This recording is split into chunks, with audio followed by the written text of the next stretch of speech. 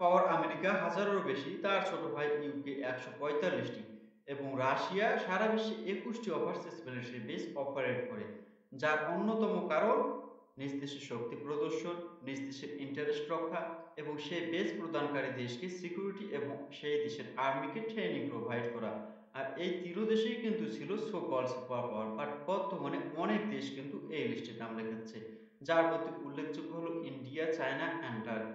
So এই ভিডিওতে আজ আমরা দেখব যে ভারতের ওভারসিজ মিলিটারি বেসগুলি সম্পর্কে, অর্থাৎ ভারতের মিলিটারি বেস যেগুলি ভারতের বাইরে অবস্থিত। তো চলুন ভিডিও শুরু করা যাক। আপনাকে ফের একবার স্বাগত আমাদের ইউটিউব চ্যানেল ফর ইউ বেঙ্গলিতে।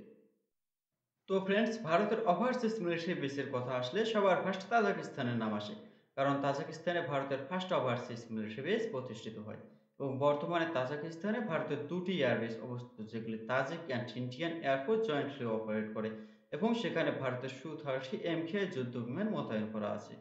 এবং ভারতের প্রতিবেশী দেশগুলোর কথা আসলে নেপাল এবং ভুটানে ভারতের ওভারসিজ মিলিটারি বেস অবস্থিত, যেখানে নেপালে একটি এয়ার স্ট্রিপ আছে যেখান থেকে ইন্ডিয়ান এয়ারফোর্স অপারেট করে। অপরদিকে ভুটানে সবসময় ইন্ডিয়ান আর্মির একটি টিম অবস্থান করে, যারা ভুটানিজ আর্মিকে ট্রেনিং প্রোভাইড করে।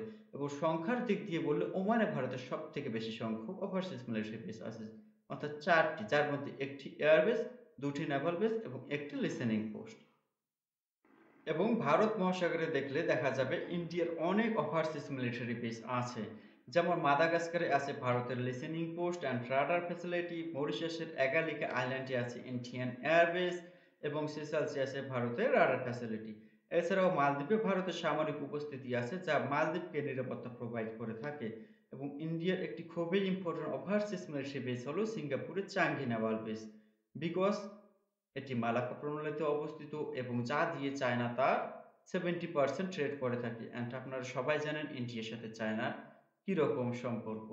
তো এই দেশগুলিতে ইন্ডিয়ান ওভারসিজ মিলিটারি বেস অবস্থিত এবং অনেক দেশ আছে যে দেশগুলিতে কিন্তু in future Indian military base operate করবে।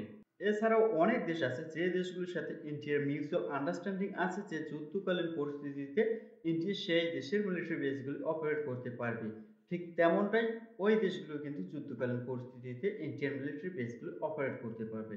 তো ফ্রেন্ডস, এগুলো ছিল ইন্ডিয়ান ওভারসিজ মিলিটারি বেস। আশা করি ভিডিওটি আপনাদেরকে ভালো লেগেছে। আর যদি ভালো লাগে তাহলে ভিডিওটি অবশ্যই শেয়ার করুন অ্যান্ড লাইক করে দিন। আর যদি আপনি নতুন হয়ে থাকেন আমাদের চ্যানেলে, তো চ্যানেলটিকে অবশ্যই সাবস্ক্রাইব করে দিন। Thank you. দেখা হবে আপনাদের সাথে পরবর্তী ভিডিও।